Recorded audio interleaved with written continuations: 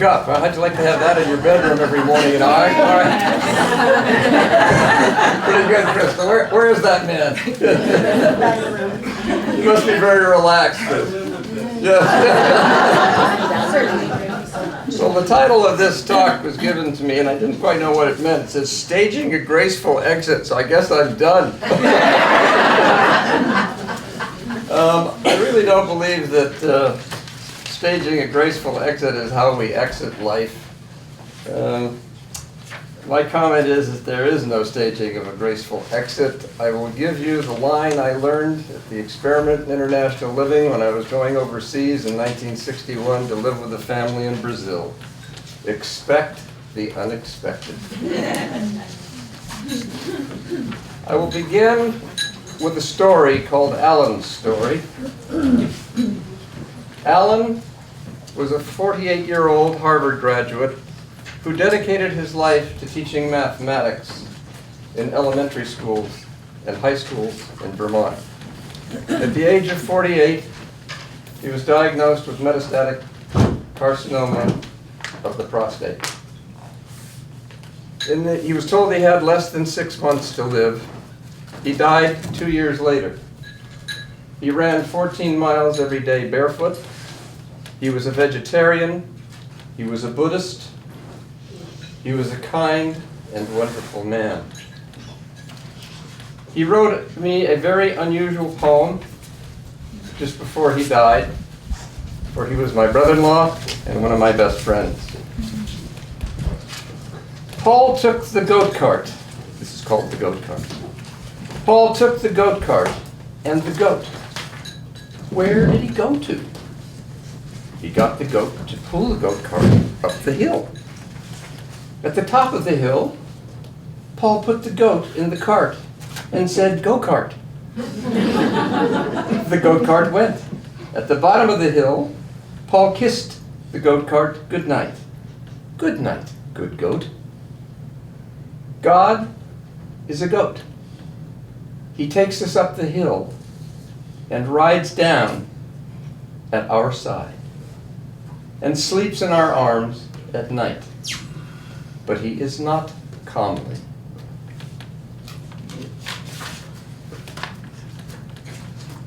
This journey we make from birth to exit is a remarkable and wonderful experience for many.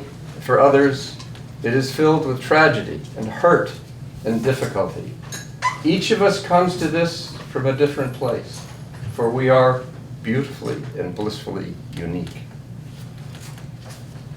Alan had one thing that drove him, he said during his dying year, the 3 C's of Martin Luther King: courage, compassion, and creativity. Those held him up so amazingly well. He never took a pain pill of any kind throughout this painful experience.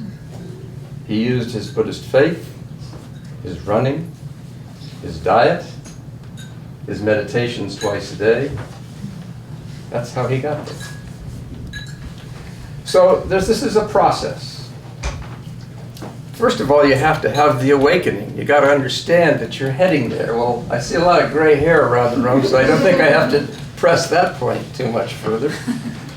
But in the awakening, there is a sweetness, but there's also a shaking fear.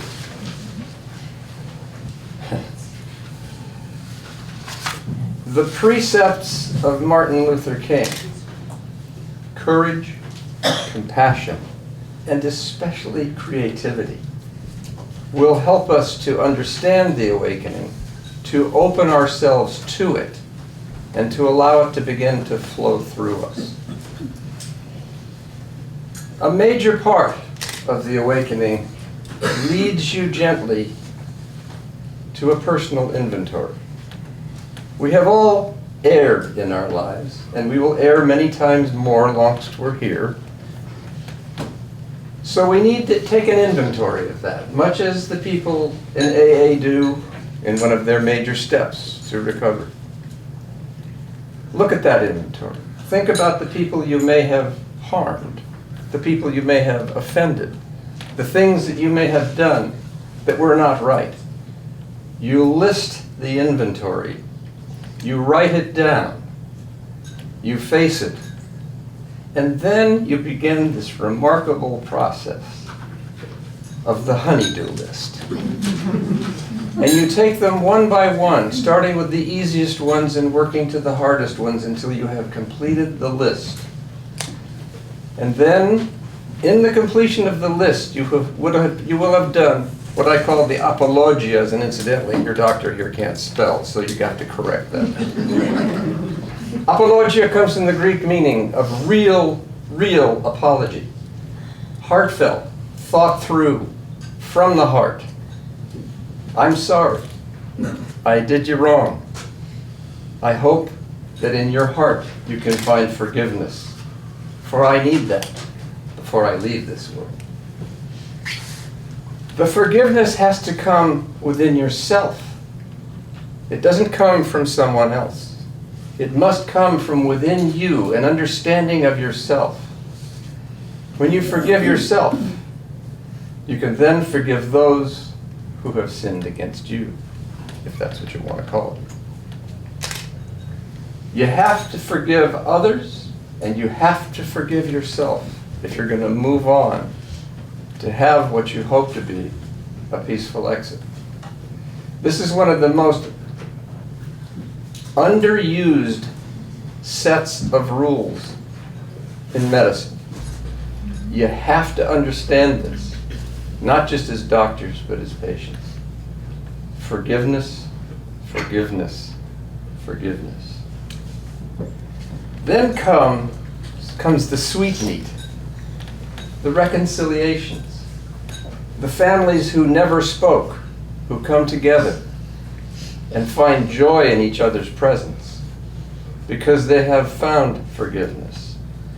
The reconciliations with yourself and your community, your nation, your people. Then comes the desire of many to find a peaceful end in the arms of love.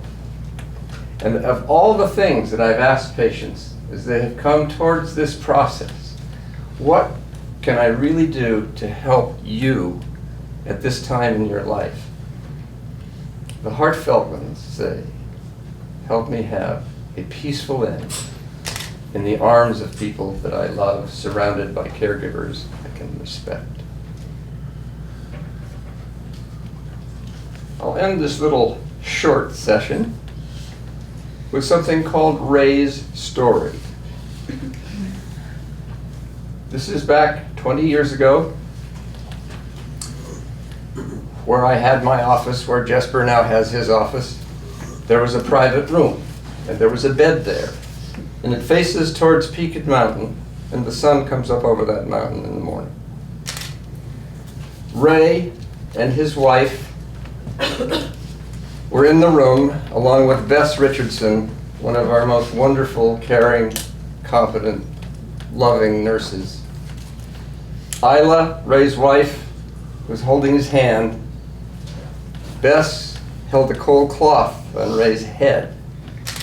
I was massaging his feet, as I was assigned to do. And the sun slowly popped up over Peaked Mountain, and a beam of light shone directly onto Ray's face. And on the metal fire escape that coursed past the window of that room, a spring robin came, sat on the steps, and sang its heart out. And as it's finished, it flew away into the sun. How great a death.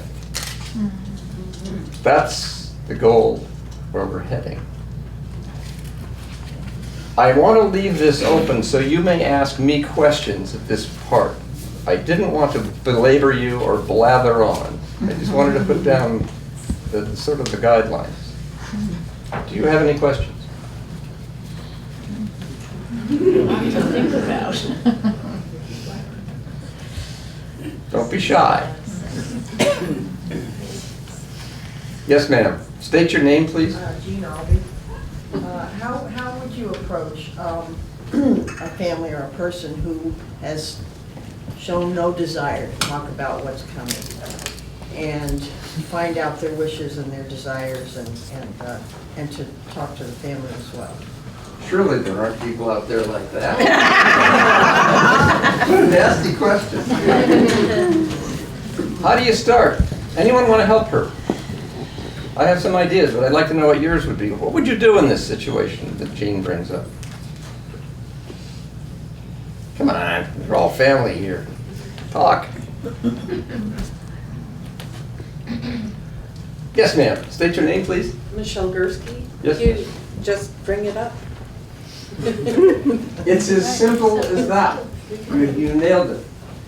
You bring it up, and you bring it up, and you bring it up, and you bring it up, and sometimes it never comes up. And you don't feel guilty about it. You tried, you did your best, and they felt they needed to protect themselves from that. So it wasn't time to do it, and they pass on, and we don't know what they had in there. It happens. Yes, sir. Yes, ma'am. I'm sorry. Got to get up on my tiptoes. Diana, I wonder if they could find one little thing that they connect on, and it may be gardening, or it may be music, or it may be painting, or something even less romantic. And if you could just start that, just completely removed from the real issue. I wonder if that's the way that one can sort of sneak in That is one of the a ways. book that they've read. I don't know whether it could work into something deeper. It does. That does work. Bringing an animal into the room will work. Bringing a baby into the room and plopping it on their lap. I've done that one.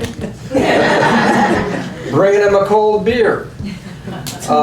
Reading to them from a book. Even though they're sitting there totally unresponsive, and all of a sudden the eyes pop open and say, hey, go back to that second paragraph. And then you're hooked, and you're in. And you're right, though. It's the small things sometimes that will open the biggest doors. Other thoughts? Yes, ma'am. State your name. I'm Jane. You simply ask them what they want. Very direct, simple question. What do you want? And what's the other one? What are you missing? What are you missing? Roger? What happens when the person departing wants to depart in peacefully and the family members want to keep them alive? You all know this is one of the most difficult things that we face in medicine. Who are we to say that you're to go or you're to stay? And it's heart-wrenching. You start way back at the beginning. You do the inventory and figure out, where you need to do your reconciling and who you're going to forgive and how you're going to forgive yourself. That opens a lot of that up, and so you can get around that without having to deal with it at the end. But there are times when it is difficult. Moss Linder told me a wonderful little joke, if you don't mind. The rabbi is dying in the cardiac care unit. The oxygen hose is on, hissing away, and his son comes in. And his son says, Dad, what can I do to help you? Take your damn foot off the oxygen hose.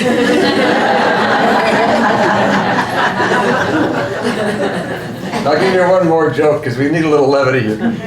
You know what Woody Allen said about dying? Did anybody here know? No. Don't mind dying, just don't want to be there when it happens.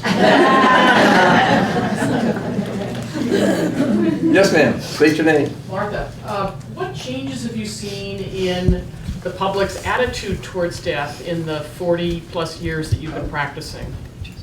The attitude towards death is pretty much the same. How it's handled and how it's been presented and drawn out through medicine and through the media has changed a lot. One of the things that drove this was the durable power of attorney for healthcare and living will, which I hope all of you have given serious attention to and have in the hands of your loved ones and your doctors. And incidentally, these people from the CHT help me every day getting people to fill them out. Thinking of a tattoo. A tattoo works very well, yes. I would ask where you're going to put it, but that's all right. A tattoo would be great. Roger. Yeah, there's some in the medical profession like yourself who say doctors aren't good at dealing with talking to families about dying. It's not an easy thing to learn, number one, and you don't ever learn it. You experience it. You aren't really taught it, or you weren't when I was going to medical school, you weren't really taught it except by precept and example of those wonderful physicians who really knew how to do this. And I was blessed to have some incredible teachers. And the best teachers in my entire career are you. The patients, the people that I work with. You've taught me so much. So much. The profession itself now is making an attempt to do these kinds of conversations. They're bringing it up in medical schools now. The med students have to go out and help people do durable powers of attorney for healthcare and living wills. They have to go work with hospice teams. That's a great improvement right there. But the great improvements come from you folks who are interested enough to come to something like this. For you are the people who aren't going to proselytize, but you will speak freely about these things to friends and neighbors. And that's the best way to communicate something like this, I think. For the doctors who have trouble with it, come and talk to people who've done a lot of it, walk in their footsteps a little bit. Most doctors, I think, do a lot better job than they did in the past now, but we still have tons of things to learn, all of us. Other questions? Come on.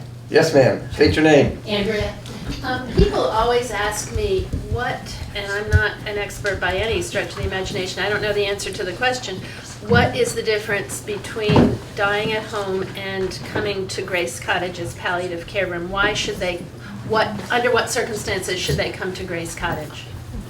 Or another hospice? Well, there's home hospice. There's hospice in hospital or in nursing homes or in assisted livings. And then there's dying on your own at home with family and friends around you. You know, your minister, you have a large clan that lets them help there. So there's a variety of ways of this arranging your death and where you're going to do it. The hospice program itself is a government-funded program, as you probably understand. And it has its own rules and its own physicians and its own caregivers. And the person's personal physician, their family physician or internist, whoever, have the right to add in to the process. But the process is actually legally under the control of this group of people. They are often understaffed and overworked. It is a very difficult job to do day in and day out. The burnout rate is high, even though they practice as much mindfulness training and teaching as they can. It gets really hard after you've done it day in and day out and day in and day out, and you don't see the newborns arriving. You know, you can't, you begin to lose sight of what's real in life. There's the in-hospital hospice, where hospice retains the right to come in and work with the nursing staff and the doctors in the hospital. That works very well. You have the people who want just hospitalists and hospice without the actual hospice program. The benefits of the hospice program, the federal one, is that they'll pay for your medications, and oftentimes they'll pay for devices and things that you need to help keep people comfortable in their home setting. I did a survey about a year ago of my patients, and I asked them, so where would you like to die? And most of them said, I don't want to go there. But the ones I got answers from, about 80% said they wanted to die at home, if they could. It is very difficult right now, in this economy, in this country, at this time, to churn up enough people who can really help you do the job so that you feel like you're giving those people everything they need, or as much as you can give them. Both people working, husband and wife. Often the elder children working. The community's full of people doing the same thing. Both parents working, kids working. You remember in the old days, when you walked out of the house, grandma was right across the street, and there was about 50 other grandmas around you, and there was lots of extra people around who could come in and help out.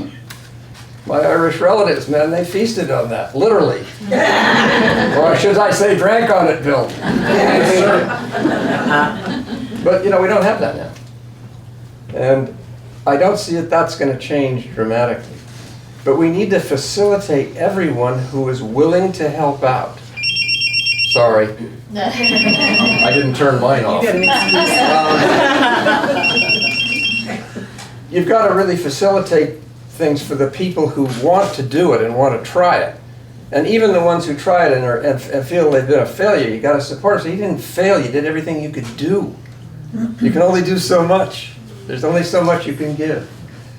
But that kind of support is now starting to rise up a little more, and I think that Claire and Bill and Deb can tell you that the communities are getting more and more interested in home death and in home care for the elderly, finding the extra people and the extra staff. It's going to be difficult. Economics are not good for this right at the moment. Perhaps it will improve. We don't know.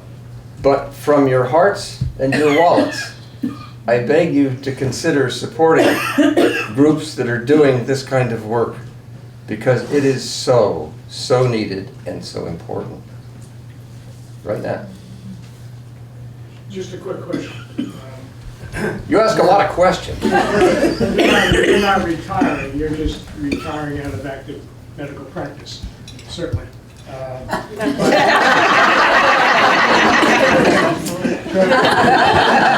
Going forward, no, the trend is that not many physicians like yourself are going into primary care.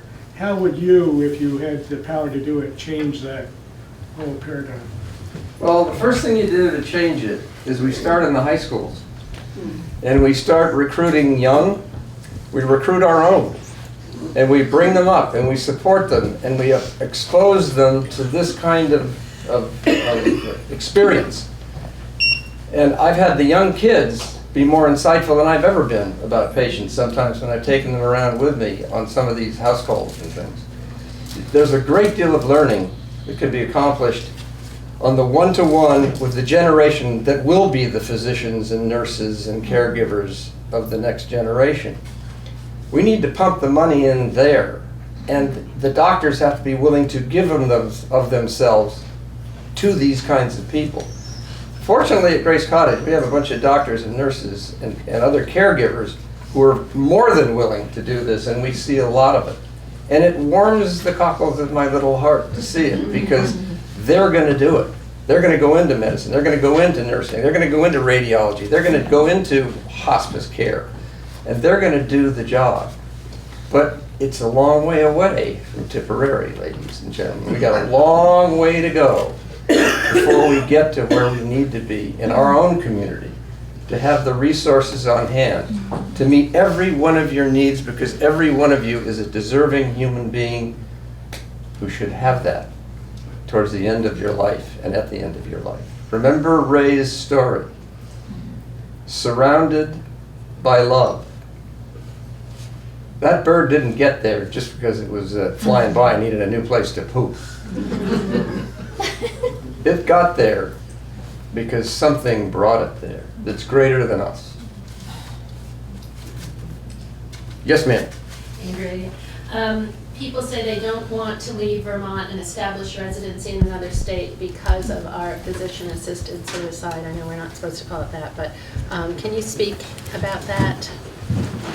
It's no mystery to anyone here.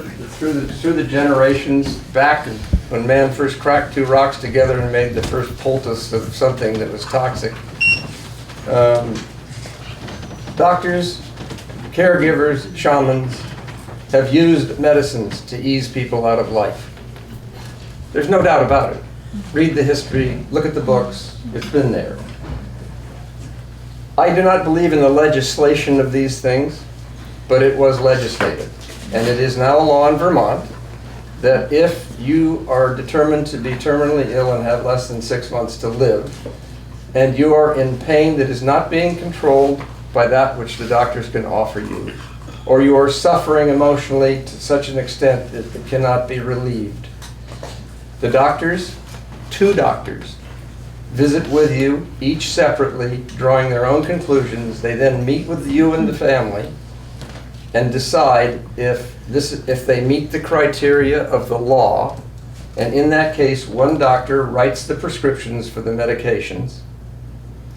And then they have to wait 2 weeks and come back again before the prescriptions are filled. And then it has to be done by the patient himself or herself. Oh, that's good. Now, just to give you an idea of how the medical industrial complex has strayed from the path, those medicines used to cost about $27. I was told by Dr. Gertz the other day that it is now close to $3,000 for that small number of pills. Oh, Jesus. Doxycycline, old tetracycline, remember we all took for our zits? well, doxycycline used to be $3 a script. It's $300 in 1 year. Generic drug. There are things that need to be changed in this system, and we got to do it. You can't just sit back and let it happen. We got to do it. Yes, ma'am. Yeah, I'm a little confused. When my dad passed, and I was there helping him with things, that he, at just the end, the last week and a half or so, hospice would come to the house, but not even very much. I was just pretty much there. But he did get a prescription for morphine for pain because he had terminal cancer. And I don't know how much he was really aware of. He was pretty out of it by then, but he managed, supposedly by accident, to take all the morphine at once. And he went into a coma, and then 3 or 4 days later he was gone. I thought, it just occurred to me that when people are in pain with some terminal illness, they usually do get a prescription for morphine. That's common. And that's not expensive. And they can make up their own mind without going through ridiculous amount of blocks along the way. Is that something that works, or is this unique? If you take a lot of morphine, you can kill yourself. Okay. But it takes an awful lot. And one of the side effects of taking a large amount of morphine is you vomit. And when that happens, you usually aspirate and you get a pneumonia. And that'll kill you. But that's not a pleasant way to go. The drugs they use are the phenobarbital class of drugs that just put you into narcotic sleep, but to the extent that you stop breathing and you don't know it. You're deeply unconscious when your respiratory center fails. But you are correct, and there are people that have ended their lives with morphine. Mr. Cummings.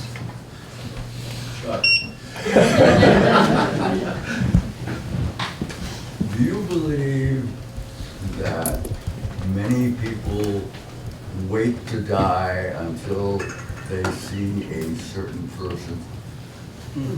A certain person. Is that what you said, person? Yeah. Absolutely. That's part of the reconciliation.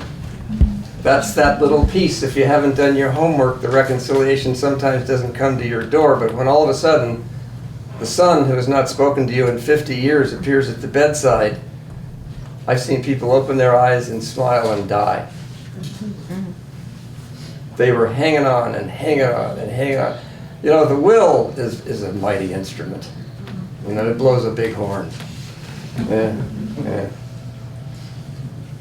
I have already outdone my time, but I'll take one last question. Just kind of a question about you, what you're thinking about retirement, and if you got specific plans for your retirement. Yes. I want to visit my grandkids and my kids and give my wife a husband. That sounds great. That's my plans. Thank you very much. It's been a pleasure.